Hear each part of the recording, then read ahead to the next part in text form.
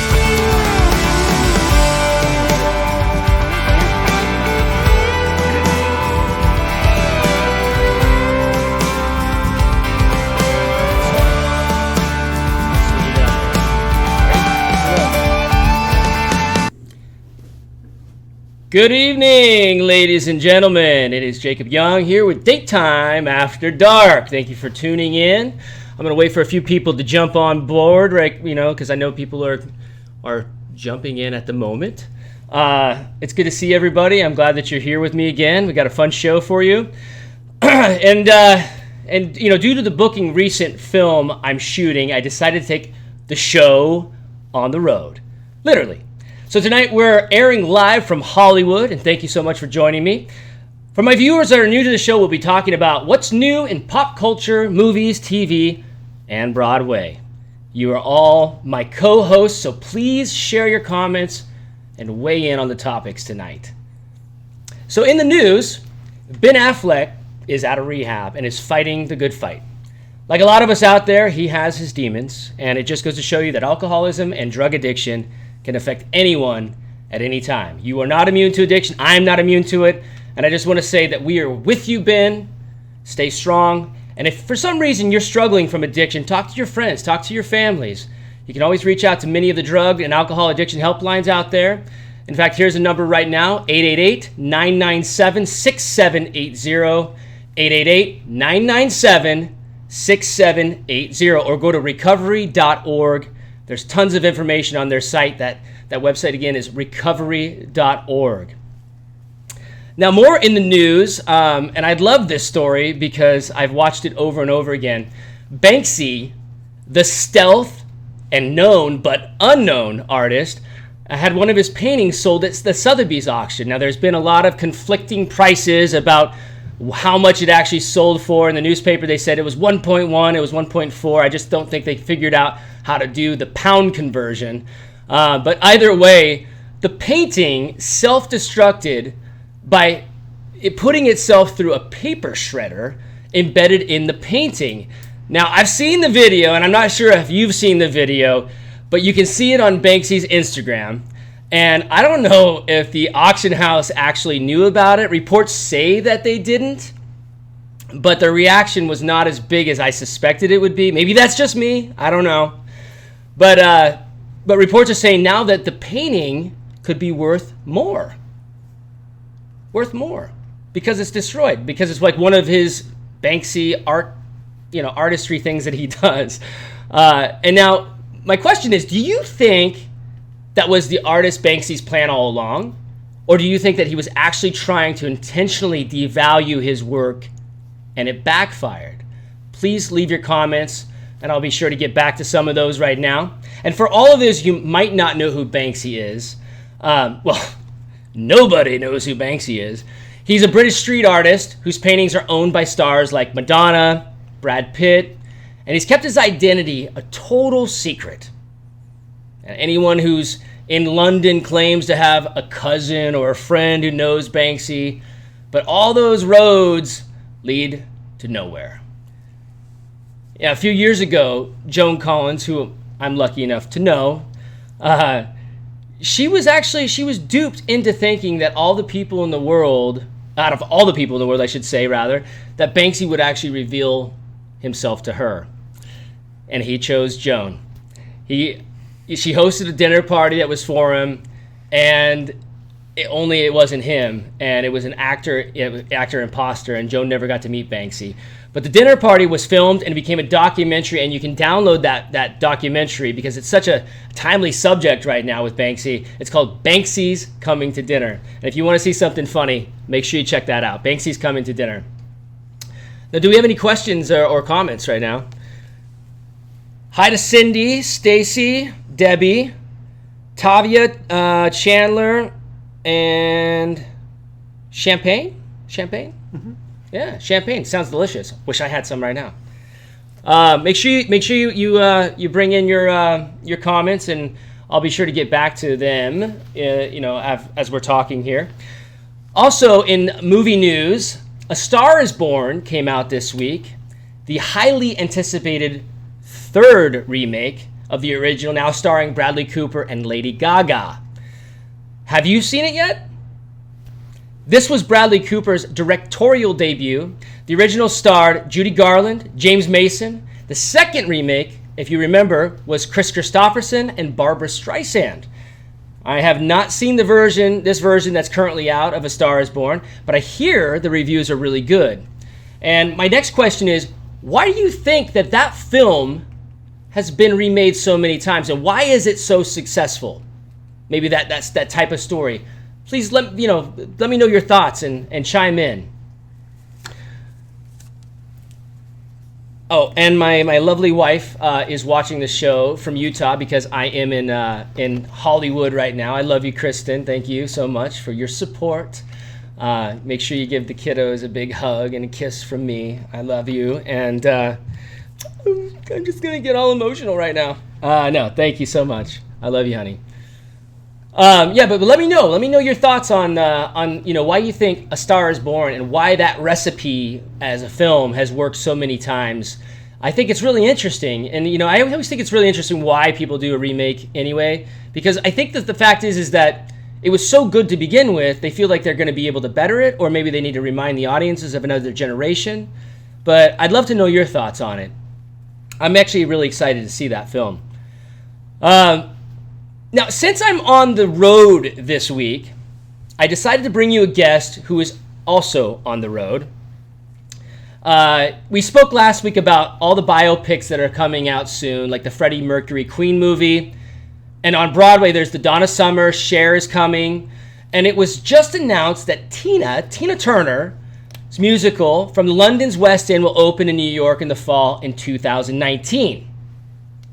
So pretty impressive that's how all these biopic musicals are coming out. One of the biggest hits on Broadway for the past 5 years has been the Carole King musical, Beautiful. And here's the playbill. The national tour of this show is playing its final week in Southern California, and this is why I chose to interview this person. I know I said I was going to be interviewing, if you saw my promos, Trent Garrett. That is coming up, but we're going to save it for next week. It's a really great interview, and I'm really looking forward to seeing it. But anyway, the national tour is out, is in California, in Costa Mesa. So if you're in Southern California, make sure you check this out. They just wrapped sold-out shows in Los Angeles, in San Diego. And while the show was playing in San Diego last week, I managed to catch up with Dylan S. Wallach.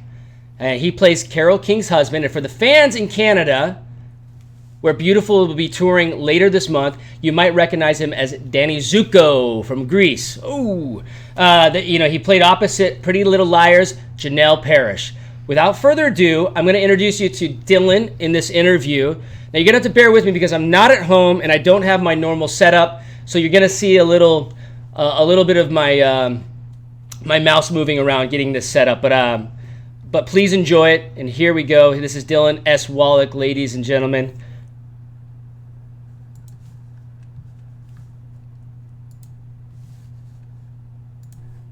Now, on my first show, we talked about all the new biopics coming out in the next few months and the biomusicals that are playing on Broadway. Tonight's guest is Dylan S. Wallach. He plays Carole King's husband, Jerry Coffin, in the Broadway musical Beautiful, about the life of the Grammy-winning icon Carole King. Now, Dylan is touring the country in a national tour of this Tony Award-winning musical that is still selling out on Broadway after 5 years.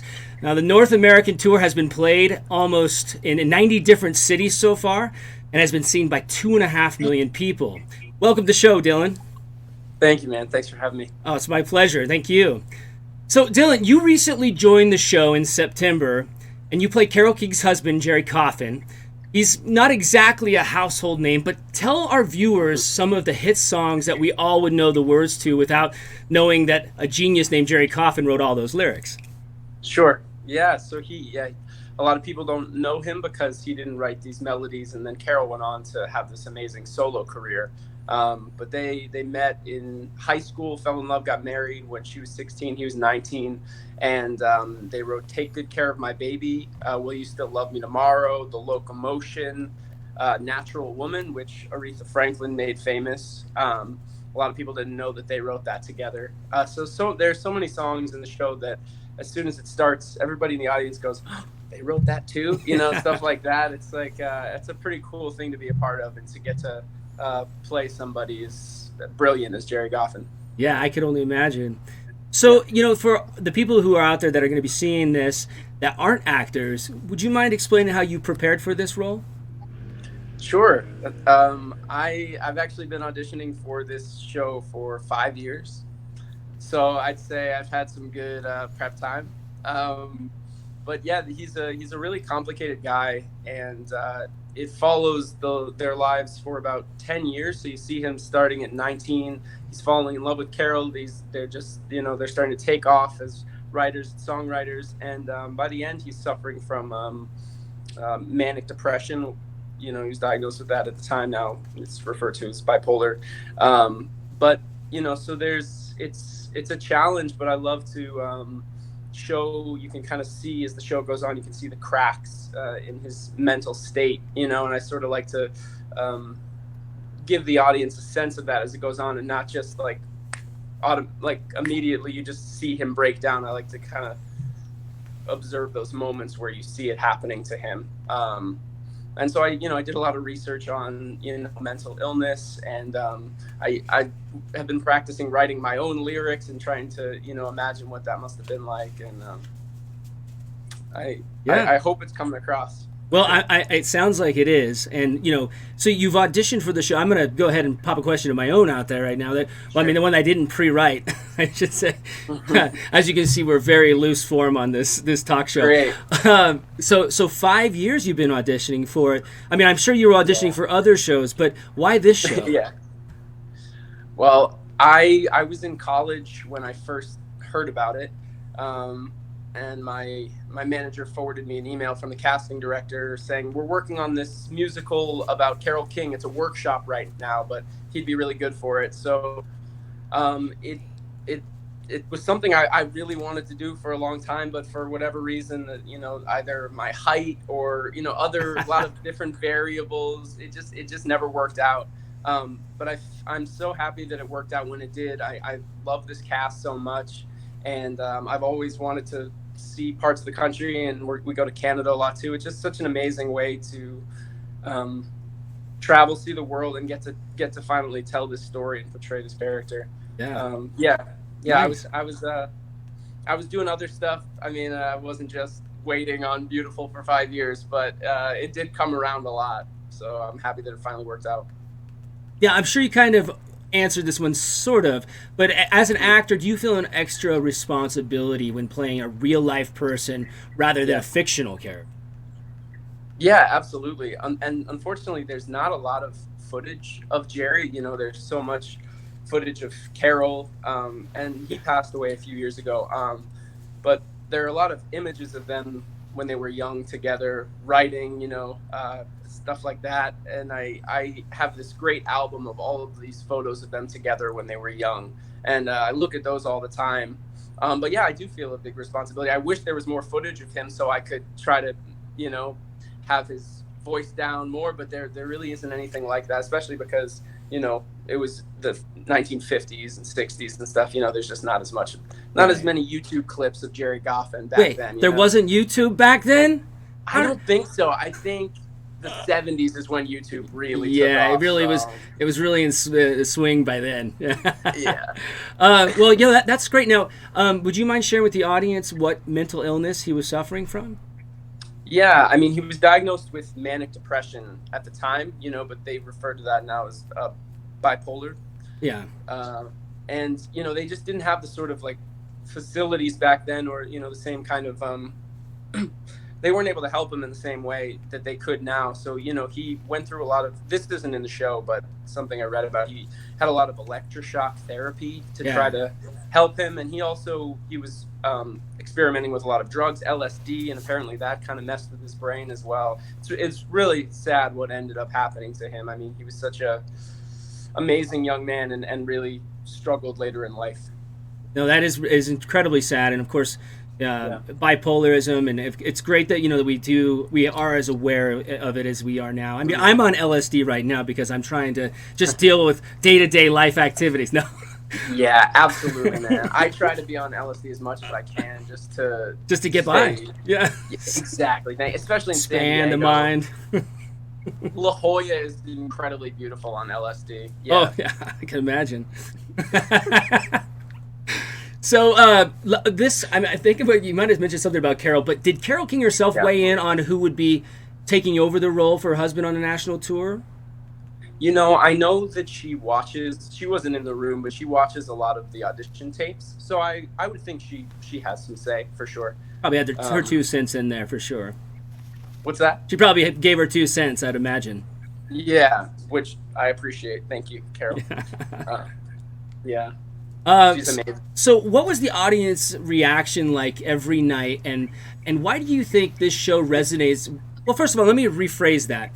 This show resonates to audiences of all ages, and we know that from the success of it that we've seen many generations of families enjoying the show together. Now, why do you think that this show resonates so strongly with the audience? Well, I think especially right now, I mean, it's the story of an incredibly brave and empowered woman. I think that's especially important right now.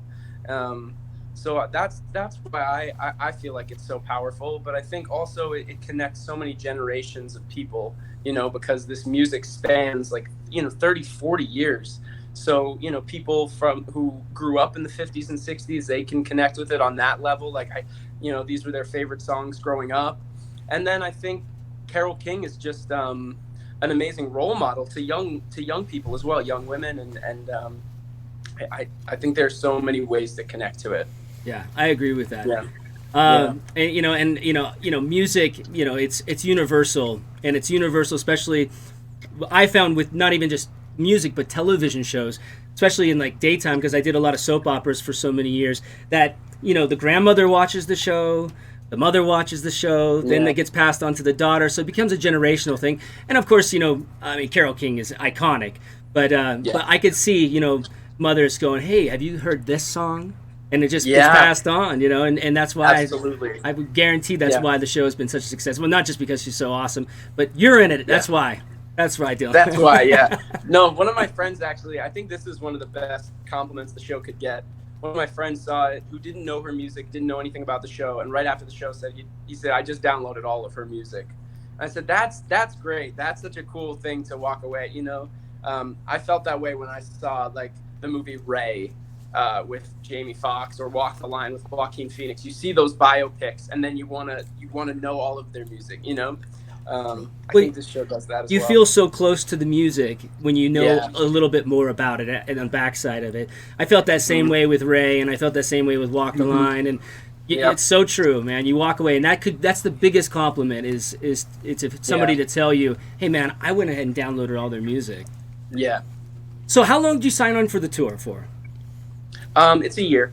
It's a year. So it's a year, yeah. And so I started in September. And what cities? Kind of a double question. What cities have you gone to so far and toured in? So we started in Denver, and we were there for 2 weeks, and then we were at the Pantages in LA for 3 weeks, and then San Diego this week. So only 3 cities so far, and then next week we're off to Costa Mesa. Then we're done with California for a bit, and then Canada for like 3 weeks. Nice. Yeah. Making your way right up the coast. Yeah, it's great. Such a cool way to explore. I've loved every city we've been in so far, and it's amazing. Each theater feels like you're meeting a whole new audience, a whole new personality. It feels like the show changes every time you go to a new city. Oh, I could only imagine. You know, I mean, because when you're like, say, like in a theater city like New York, you know, kind of know, you can gauge what the reaction of the audience is going to be. Even if for some reason the show is a bomb, you know, they're still going to be supportive, of course. You know. Sure. But when you go to a whole different area, like I could say, like, you know, I mean, you know, Denver's an artistic community, but you know, some of these cities, you know, they gauge it differently. They see it differently. So I can only imagine it feels like doing it all over for it's brand new. It's like a brand new show every time. Yep. Yeah. So you just answered that question. I was going to ask you about, you know, some of the places you're going to be. You're going to be touring in Canada, but you're also going to be in Washington, D.C. over the Christmas holidays. Yeah. What city do you think you're looking the most forward to? I would say I'm looking forward to Vancouver. I really like it there. I've only been there briefly, but I have some friends who live there, and I'm looking forward to that. Toronto. I did a show in Toronto last year, and I'm excited to go back. You were in Greece, correct? Yeah. Nice. Yeah. Uh-huh. Who were you playing in Greece? I played Danny Zuko, the Travolta part. Nice. That's good. Yeah. Well, so I heard that you have a little friend that's with you too. I do. Yeah. You want to talk to him? Yeah. Let me see. Is his name Josh? Yes, that's correct. He's actually shockingly. He spends his entire life like staring at me and like right near me. So of course he was right nearby. Really? Right, yeah. Little Chihuahua. I've had a couple of them. They're sweet dogs. Yeah, he's a good young man. Yeah. So how is it traveling with him? He's actually awesome. He's like, you know, I have his little dog bed that I travel with me, and I feel like if I put that in a new place, he's good. So he's really mellow, really quiet, and he's been good so far. We've been doing a lot of hiking and stuff and exploring. He's good. Nice. Very good. Very good. It's good to have good to have your friends there with you. Absolutely. You know, I was, you know, I don't know if, you know, I did Broadway. I was in Beauty and the Beast. I played Lumiere on there many years ago. So, you know, I know how hectic it can be doing 8 shows a week. And I just want to say thank you so much for taking the time to do this interview with us and for the audience. And, you know, if you're going to be in New York City and you haven't seen Beautiful yet, or to check it out in the national tour, it'll be coming to a city near you. So check it out at www.beautifulonbroadway.com to get all the 411. And I just want to say a special thanks again to the talented Dylan S. Wallach. Thank you so much for joining us today. Man. It's great to meet you. Great talking with you. Nice to meet you, too. All the best in the coming shows. Thank you so much, man. Take care. And good luck with your show as well. Thank you. Talk to you soon. Yeah. Okay. Bye.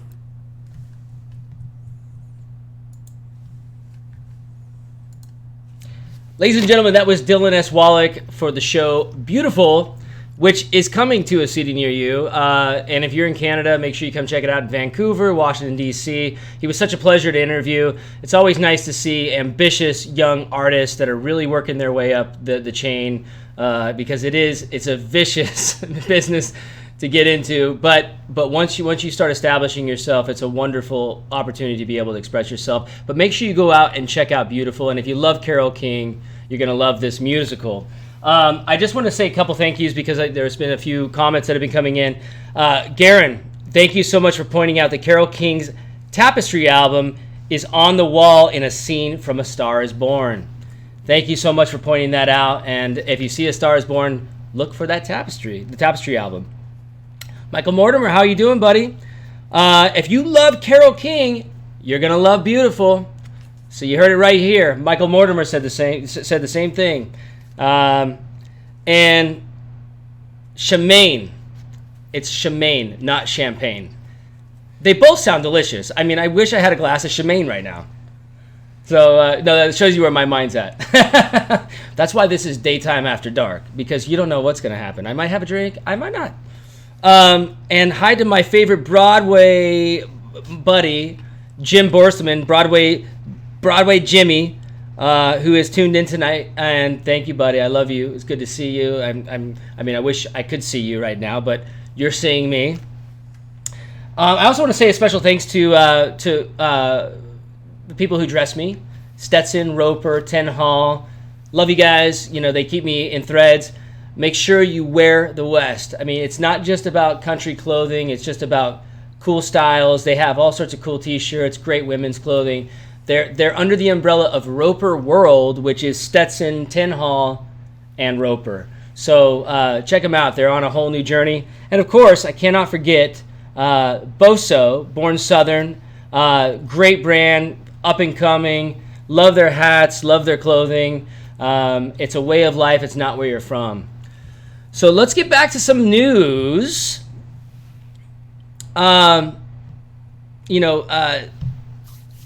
Justin Bieber and Hailey Baldwin are married, or maybe they're not really officially married. I'm not sure, but they are calling themselves husband and wife. And it's not Hillary, it's Hailey. Sorry, Hailey Baldwin. And I know I'm going to get some feedback on that one right now. But Hailey, I've met her when she was a very small child, and she's still a very young adult woman now. Friends with Stephen Baldwin for many, many years. And honestly, I'm very, very happy, and I wish nothing but the best in a successful relationship. But with divorce rates where they are these days, at 41% for newly married couples, do you think that Justin and Hailey have what it takes to become a successful couple and be married for the length of the term? You know, we have a lot of Hollywood couples that are out there that have had a challenging time, like Brad and Angelina and Brad and Jennifer. But there's also been a lot of couples who have had very successful marriages. Jacob Young and Kristen Young, which I'm very proud of. And, I don't know if it's because I waited to get married later. I mean, it wasn't later in life by any means, but I think there's an actual statistic that talks about if you get married at the age of 18 to 21, it's a certain statistic, and if you get married beyond that, from 20 to something to 28, then it's another statistic. But I waited till, I was in my late 20s, and, I was the guy who was never going to get married, but then I fell in love with that beautiful face and that beautiful personality and everything that she is, and it's just been a pleasure. It's not, I think it's what marriage is supposed to be. It's a loving relationship. Yeah, man, we got our problems. Everybody's got problems as far as sometimes, you butt heads, but it's how you work those problems out that matter. And we always find a way to work out any indifferences, and it's just been a joy, and our kids are our joy. But anyway, so my question is, do you think that Justin and Hailey have what it takes to go the distance? There's been a lot of controversy around, Justin Bieber. He's a lot of his actions and things in life have been in question. It seems like he's, reforming himself in so many ways. He's going to church with Hailey. Stephen, of course, is he's an active Christian member. Candice Mack says no. She says no, that's not going to happen. They don't think she's going to go the distance. Do you mind telling us why you don't think that? But it is difficult. The stresses of and I can probably understand why Candace says it, because the stresses of Justin would be on tour, or maybe he's writing, he's in another city, and maybe she's doing some modeling or working in a film or some TV, and they're separated. It becomes a very difficult situation. But there are couples that do really well, and like Michael Douglas, Catherine Zeta-Jones, George Clooney, Amal, they're doing very well. They're not legally married, but Kurt Russell and Goldie Hawn, 35 years of marriage. Maybe that's a secret. Maybe not to get married.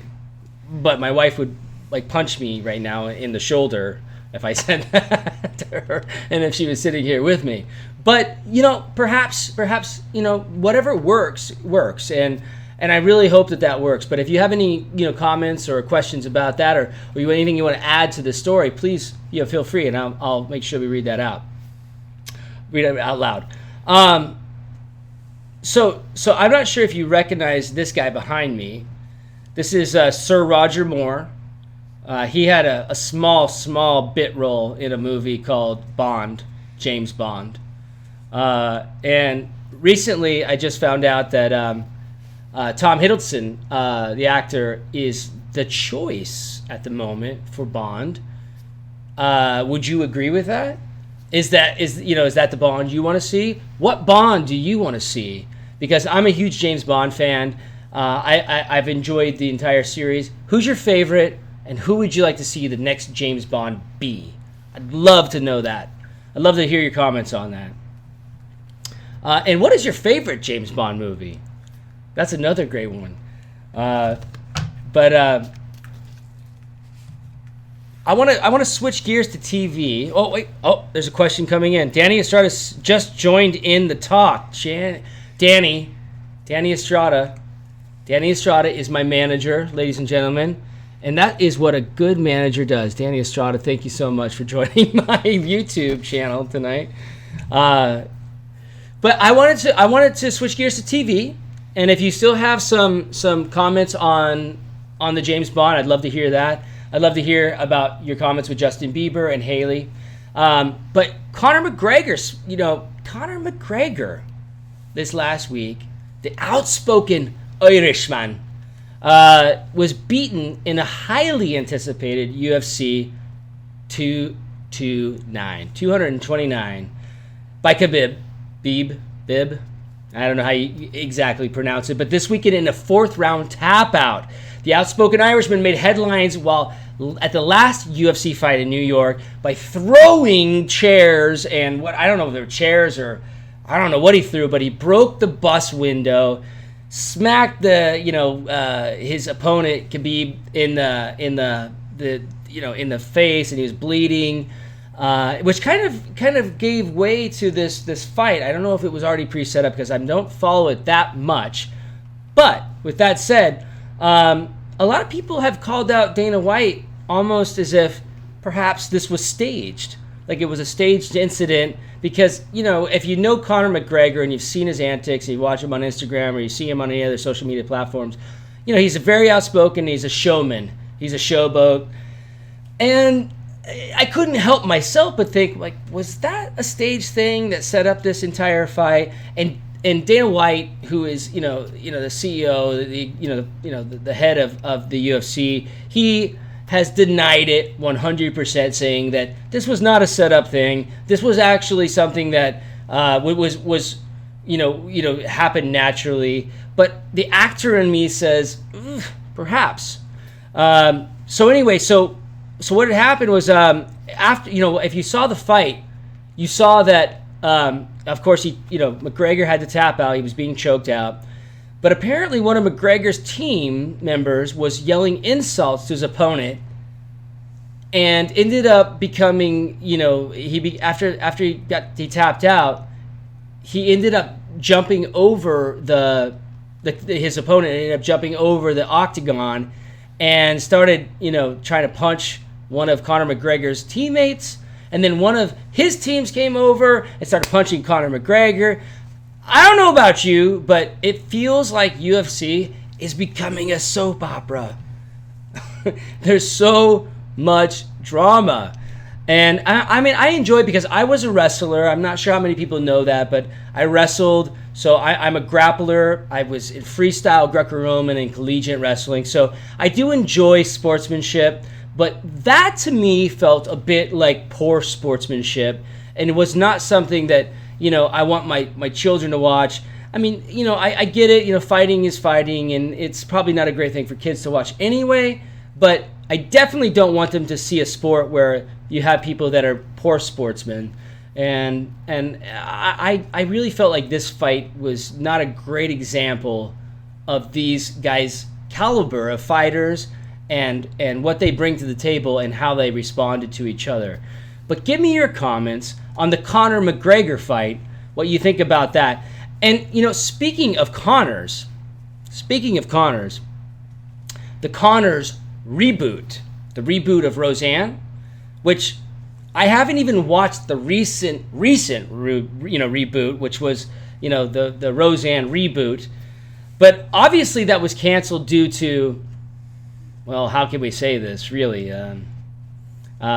It was canceled because of her her scandalous tweets. And I guess, from what I've understood, that was part of her contract. It was like, Roseanne, put the phone down. Do not tweet. And that was what the network said because they knew that she was prone to that. And nobody is immune to bad tweets. So if you need help, there is a hotline for bad tweets.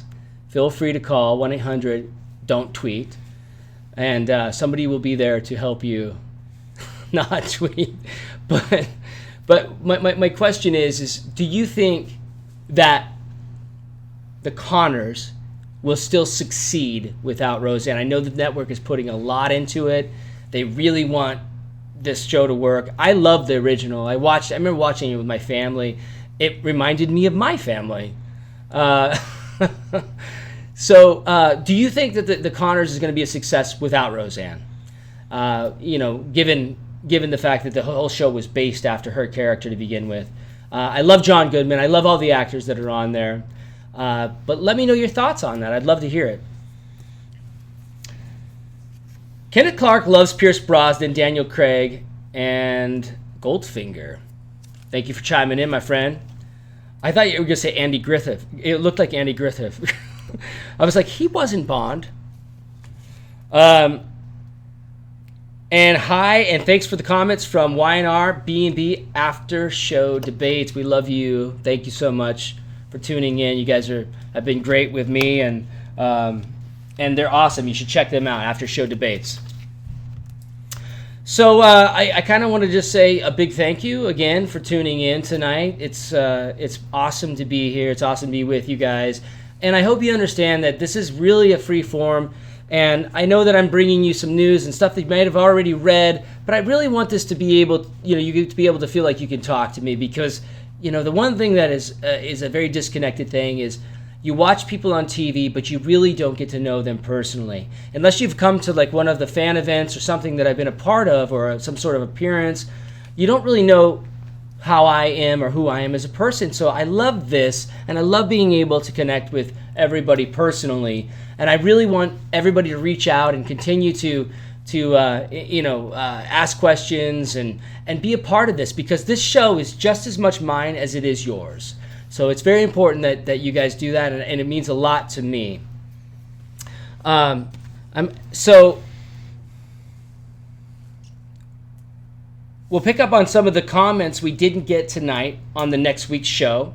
So make sure you leave your posts on the feed or on the videos if you'd like to, and I'll get back to those on next week's show with Trent Garrett.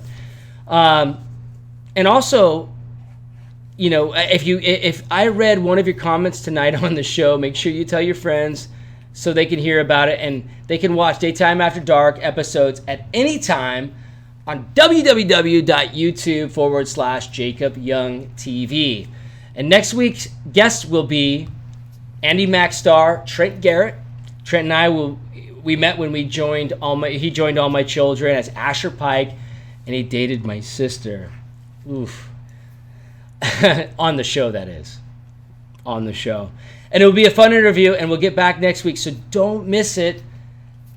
This is Daytime After Dark, and if for some reason... Oh, Danny is... Even if you miss a little, you miss a lot. So make sure you stay tuned to Daytime After Dark, and I'll see you next week after dark. Have a good night, everybody. It was great seeing you. Talk to you soon.